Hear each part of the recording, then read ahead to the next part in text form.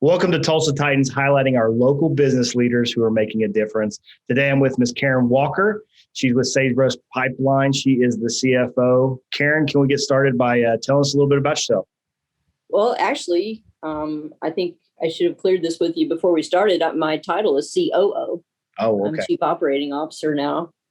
We had a reorganization a few years ago, and I actually moved up to COO. So now I'm over operations for this entity. So I am excited to be here today. I think we have a great story to tell at Sagebrush, but I like my story too. So hopefully we'll keep it interesting. I am a Tulsa girl. I've lived here all my life. Proud product of Tulsa Public Schools, Will Rogers High School, Go Ropers. Continued my college career by moving west across Harvard and went to the University of Tulsa. I was majored in business administration. My concentration was in accounting. I figured accounting was a good segue to any business. All businesses need accounting folks. So I studied that. I've always had a head for math. I like math. I like the problem solving and just the magic of numbers. I've always found that fascinating. So did that. My family, I want to mention this a little bit because we're going to talk in a little bit about, positive, but my family history, I talk to my mom about our family history all the time. She's really into genealogy and she keeps me updated on all the facts and all the family history and who did this and who did that, whatever. But, my family history is the history of Oklahoma. My mom's family came here during the Indian removals. My dad's family came here during the land runs.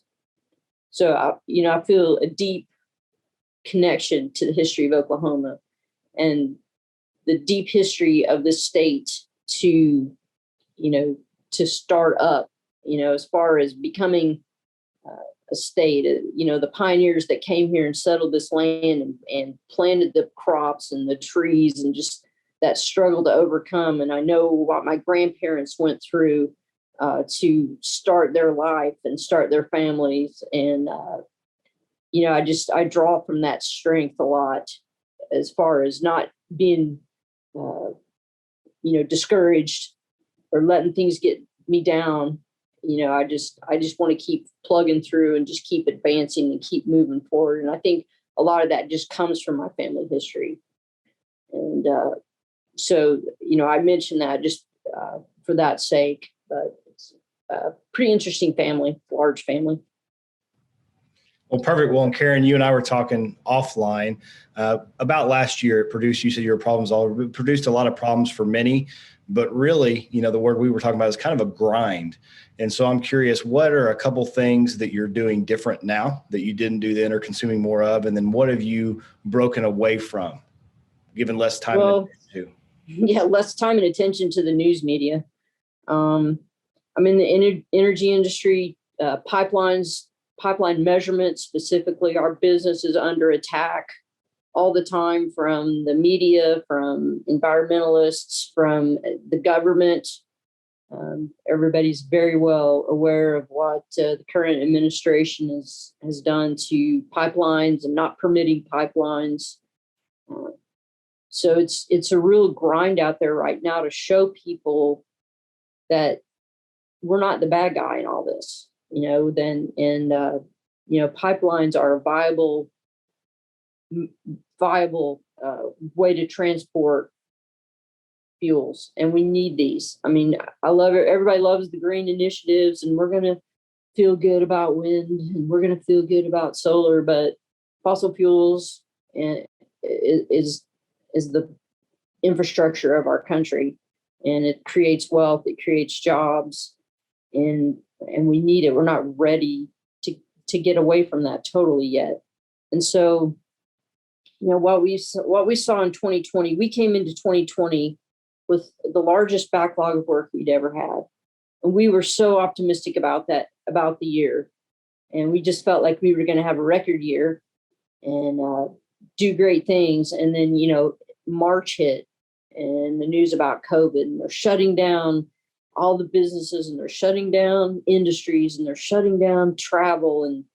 And we were just kind of staring at each other like, well, okay, well, here's something we've never done before.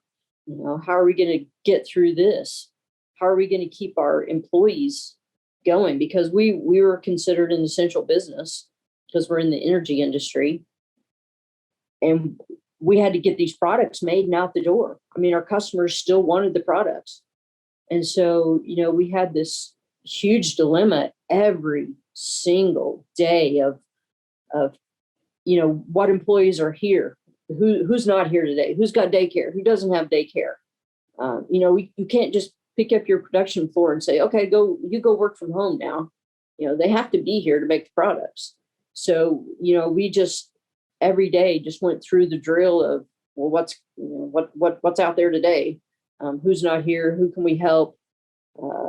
We just took the stand that we were here to help our employees. We tried to take the road that everyone was under a huge amount of stress. They didn't know what to do with their kids. Their kids aren't in school. How are they going to teach their kids? Where are they going to take their kids? The daycare is closed today because of COVID. Every day we were just spending a lot of time reading about what the CDC come up with today. What's the new rule today? How can we contact our customers? Their customers are working from home now. How do we stay engaged with them? Because we like to go out and visit and do a lot of face-to-face stuff. So we really changed a lot of things about the way we did business. And every day we were just making decisions and trying to think long-term, but still dealing with it every day, and try to stay positive and try to keep our employees engaged and reduce their stress as much as we could, about what's happening at work. Just keep the message out there that we're strong. Our business is strong. Our business is healthy. We did not have a lot of cases of COVID among our workforce. It was August before we had our first positive case of COVID. I mean, that 6 months without anything. I mean, that was amazing in and of itself. And I think we only ever ended up with, out of about 120, 130 employees, I think we only ever ended up with about 15 or 20 cases. So that was just being able to keep everybody going was such a grind. And you could just see the mental fatigue of people having to deal with everything they were having to deal with. And so we were just trying to keep everybody as whole as we could through that year. This year, towards the end of the year, then the business started getting sparse. I mean, the new regulations, the new administration, we thrive in the new pipeline. When people are building pipelines, that's when we're the most busy. And companies were kind of hesitant to go out and start building new pipelines. The government was putting the kibosh on a lot of new construction. So it's been kind of tough to find that pipeline industry business. But luckily, we've kind of diversified. A couple of years ago, we merged with a company called Aether. They make a line of products that of water bath heaters and a blending equipment, hydrogen conversion equipment, synthetic natural gas.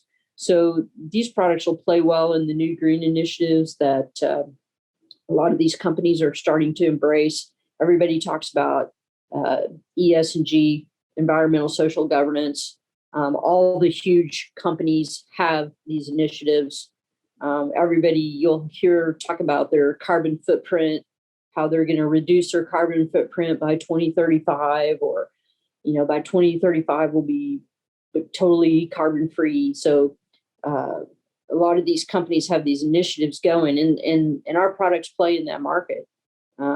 They're still going to need to get product from place A to place B. They're still going to have to meter it. They're still going to have to measure it, clean it, purify it, treat it, and get it from place to place. So, we realize that we do have a strong future, and we're excited about that. It's just this year is a little tough because people are still not out there spending money yet. The price of oil helps us, but it's just kind of a tough transition year for us. When you mentioned the grind of last year and kind of the employee mindset, the company mindset, them coming in and all the things that they had to handle and you guys had to handle at an executive level, was there something that you did every day that helped you mentally handle that? Oh, just staying strong, just not, taking care of myself. Of course, I got COVID. Right before Christmas, my husband and I both got COVID. It was nothing, it was not very, very serious. We just stayed at home for a couple of weeks and then came back. But, just trying to keep myself safe and trying to keep myself healthy, trying not to stress over things I can't control. That saying, trying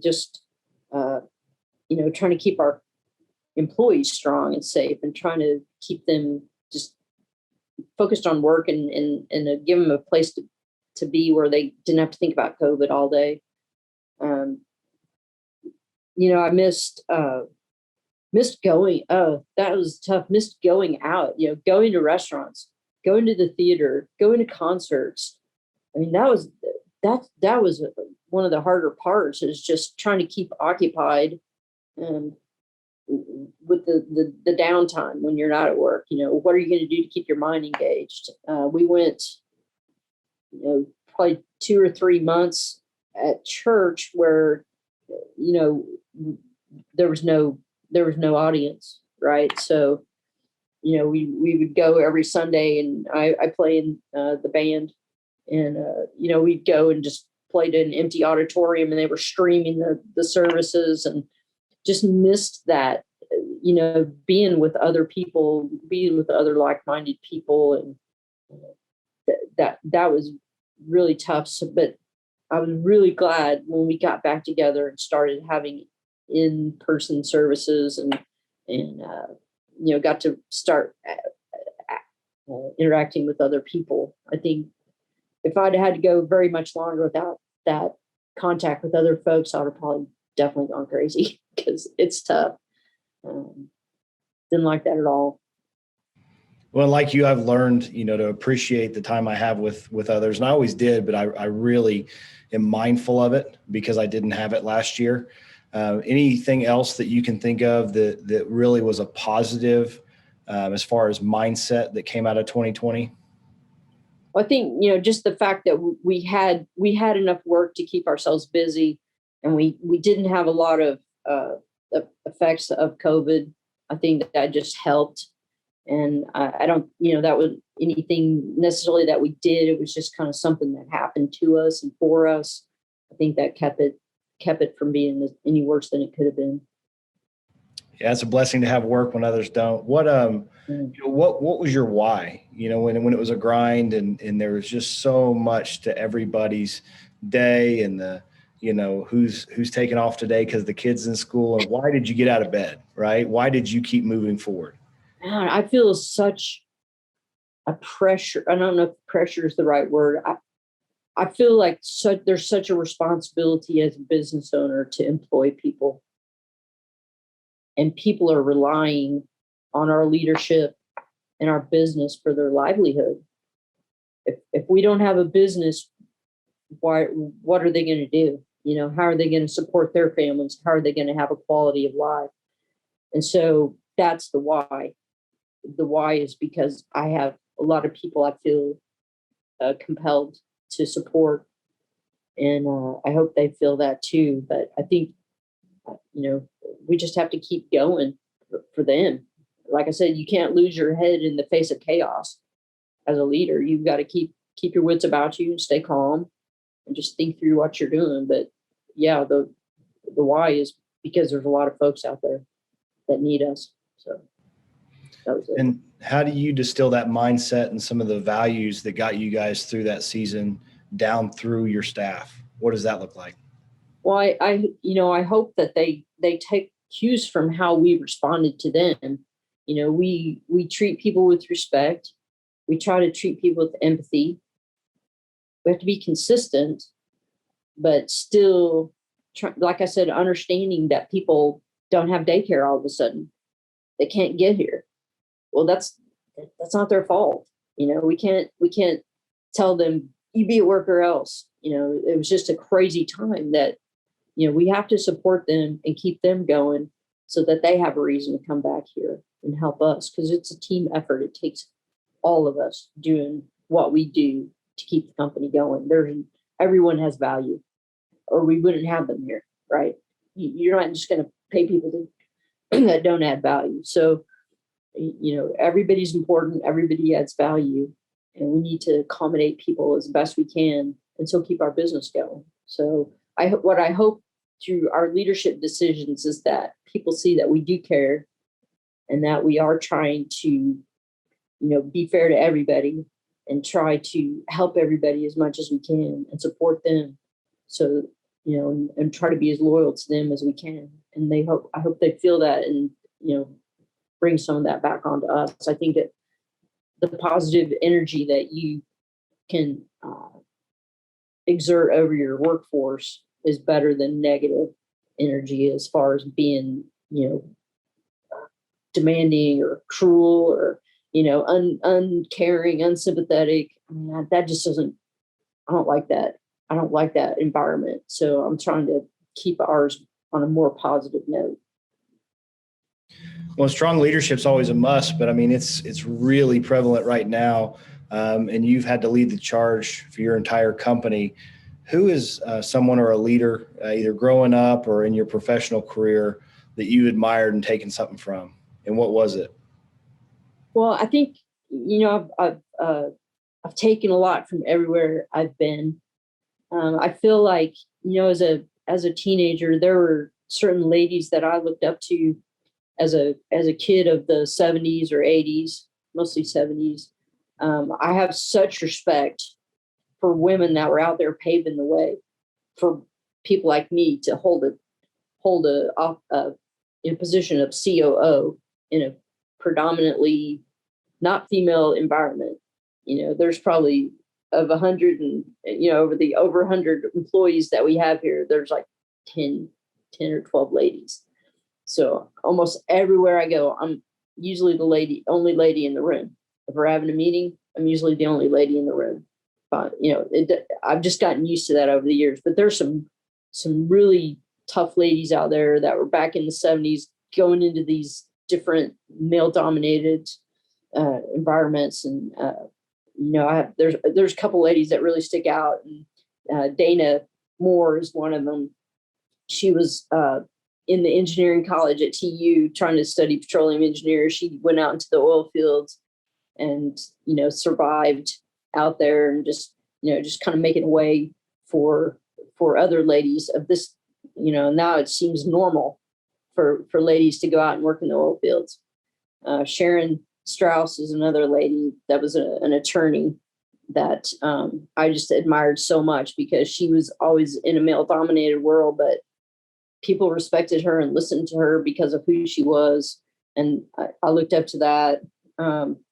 I spent 5 years at Norris Suckerod as their controller. And I feel like that's where my real career began. I had a great mentor there, Ben Townsend, who taught me a lot about value and how to be in business and how to develop myself as a leader and how to develop myself as somebody that's how to find my value for a company, right? And I learned so much from him about accounting and about business, and he gave me different opportunities to learn and grow and expand my capabilities. From there, I went to Zebco. I worked 7 years at Zebco as their international controller. I had so many opportunities there. I spent a lot of time in China. We had a startup factory that we ran in China. I got to be part of that startup, part of that management team. I spent a lot of time in China. I miss going to China. That's one of the things I miss about the pandemic. I love China.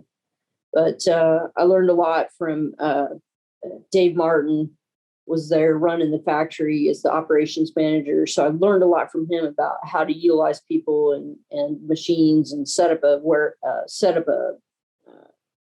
factory and all that. I worked a lot with Jeff Moore and later Rob Wilson. Just the the three of us running that factory in China was a trip. But and then from there, I came to Sagebrush, and I was in business with Randy Roberts and Ron Carson, and just learned a lot from them about this company, about our history, about our identity as a company, who we wanted to be in the industry, who we wanted to cater to, what made us better than everybody else. This company has a great history. This year we're celebrating our 60th anniversary. I don't know if you know that or not. We started in 1961 as a supply house. It was owned originally by a man named Woodrow Cole. Mr. Cole was a staunch TU supporter.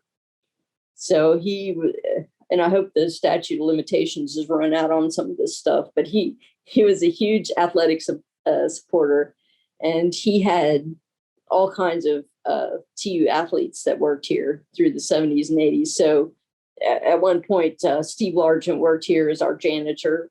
And I mean, how many companies can say they're former janitors in the NFL Hall of Fame? One of the top 100 football players of all time.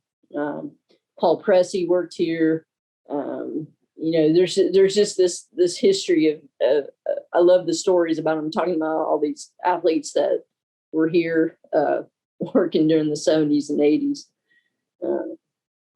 It's just a great when you can work in a company with all that history, and I think it's amazing that a company in the energy industry has been in business for 60 years. I mean, that's huge. My husband works for T.D. Williamson. That company just celebrated 100 years last year. 2020 was their 100-year anniversary. So I think I think we've just been blessed to be in business that long, and I think it doesn't happen by accident. I think it happens through the strategy of finding your identity, living up to your quality standards, and just taking care of the people that work for you, and they take care of you. I mean, the longevity of the people that have been at this facility is amazing. We have 3 or 4 employees that have been here for 30 years or more. The average tenure of an employee here is like 10 years. So I think that says a lot about our culture and how people want to be part of this team and what we make and how we do it. And we are the history of skid mounted measurement in the pipeline industry. We started that back in the 1990s. We started trying to compete in that arena. We almost invented the concept. We presented the concept to El Paso Energy. They loved it. They loved the idea of not having to build these huge measurement assemblies out in the field. They were stick building them in the field back before then, and they were having to try to build these things in the mud and muck. And we're like, hey, we could build it in our facility inside. It's indoors. We'll get it skid mounted. We'll pop it on a truck. We'll drive it out, take it off the truck, pop it in the pipeline, screw, flange it in, and let's go. And El Paso really took to that. And there's a story about we were putting in a measurement station. El Paso was putting in a measurement station near Hattiesburg, Mississippi, and there were 3 stations going in almost almost by each other, within sight of each other. And two of them were El Paso and one was Williams Transco. And the Williams Transco guys, they're, the guys can't help it, right? They're looking at each other going, we're going to get ours built first. And the El Paso guys are, we're going to get ours built first. And so they're tromping along in the mud, the muck, and nasty, conditions. And Williams Transco is building theirs, and nothing's happening over at the El Paso area. They see some gravel get poured in, and their pads laid, and nothing's happening. And Williams is like, "Oh, we're going to win this. We're going to win this." And all of a sudden, after a few weeks, the truck pulls up with this skid-mounted measurement on it. They pop it off the trucks, put it in the pipeline, and they're done. And Williams Transco is looking at that, going, "What just happened?" And after that, they're like, "We need that," right? So the dominoes began to fall, and we began to get on everybody's major AML, and we've participated in building some of the most some really famous pipelines, Acadian Pipeline in Louisiana out of the Haynesville, Seaway Crude Pipeline, more recently GCX out of the Waha, Permian Highway out of the Waha. There over the years there's been quite a few Nexus Sable Trails pipelines. They're huge pipelines, but we're not seeing those projects right now. Nobody's building huge state to state pipelines right now, and that's due to the administration and the kind of the current climate. I think it'll need to come back. It'll need to come back eventually, but I think everybody's just kind of taking a wait and see attitude on the regulating and who can build it. And frankly, I think there's a lot of difficulty in getting raw materials to build things and getting people to build things. I mean, where did all these people go? I don't know.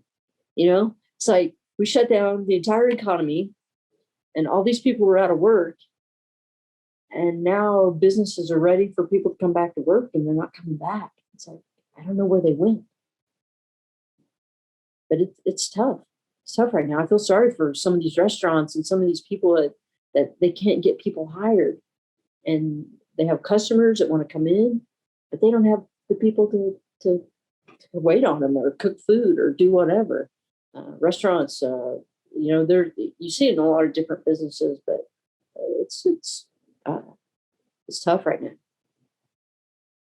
Well, and hopefully we get back soon and you can take another trip to China. Everything opens back up. And that's quite a flight. So I love to read, and I know some of the listeners do too. If you could just take one or two books and kind of enjoy them in your free time on that flight, what would you reread and why? Oh, if I'm reading fiction for free, my free time, I have this series written by a guy named Daniel Silva, who writes about a spy, Israeli spy named Gabriel Allon. He's out solving, all these world problems and fighting terrorists and all this stuff. It's a fun little read. Learn a lot about history and espionage and things like that. But I thought we would be talking about nonfiction, right? So I grabbed a couple of books. This book is called The Goal, and it's about the theory of constraints. It's one of the best accounting books I've ever read, and it's in story form. So it's not like you're just sitting around reading dry facts about accounting. It's a story about a business and how they were struggling with production and inventory values and raw materials and So it's really good. It's a really good lesson on how to analyze production and workflow. It's really good. Another one that for the ladies out there, this is called Nice Girls Don't Get the Corner Office. It's not a new book by any means. Many years ago, I did work with Jean Kelly. I don't know if you've heard of her. She was, I did I had let her coach me. And this is one of the books that she had me read. It's very practical advice for ladies. We don't realize as ladies how we're sabotaging ourselves in the workplace. You know, men and women are different, and you don't have to become a man to compete, but you need to understand, some things that maybe you're doing that could hold you back in the workplace. So that's a good one. Nice girls don't get the corner office. And the last one, this is like one of my favorites, John Wooden on leadership. Great book. It's a great book. I love John Wooden. I got to see John Wooden in person. He was at the University of Tulsa one time doing a presentation about this book. I think I don't remember how long it's been, but that was one of the biggest thrills for me, was just to get to hear him speak and see him live. What a legend. But there's so much practical information in that book about leadership and how to deal with people and how to understand people. And I try to take a lot of cues from that book. Well, Karen, if somebody has a question for you, or up and coming woman wants to engage and chat with you and thank you for the difference that you've made in leadership for women, and kind of understand some of the things you talked about in this, what's your preferred way of communication? They can email me, karen.walker@sagebrushpl.com. That's fine. I'm always happy to talk to other ladies and try to give them a little bit about my story. I don't know. As you're kind of going through your journey, I don't know. It's been weird for me. I don't set goals and say, "Hey, I'm going to do this by this date and this by this date." I've kind of not really wandered around, but I keep moving towards this main goal of, "Hey, I want to run a company, and what are some of the things I need to do along the way to make that happen?" And I don't necessarily set out specifically to make that happen, but it has happened. So I must have some unconscious way of making this happen. But I think there are things that you need to understand and you need to do. I think the workforce is so different today. As far as team and collaborate, a lot of the younger workforce wants to do things in a collaborative manner and a team manner. And I think that's, kind of a hard concept for us older folks. It's like, you did it yourself. And, so I'm happy to talk to anybody that would like to know a little bit more about how I think things can happen. But I think just being, like we talked about earlier, I think just being positive is just so important, and just staying positive and not losing your head and not getting angry and not getting that emotional intelligence about, not getting angry and making sure that you're focused and thinking through things and just keeping confidence in who you are and what you can do and knowing that. Yeah, I think that's an excellent recap of making the main thing too. You get too many goals and you can kind of get scattered, right? Well, everybody, thank you very much. I'm Kellen Cowan with Newave Solutions, one of the owners here. And Karen, thank you very much for giving. Thank you, Kellen.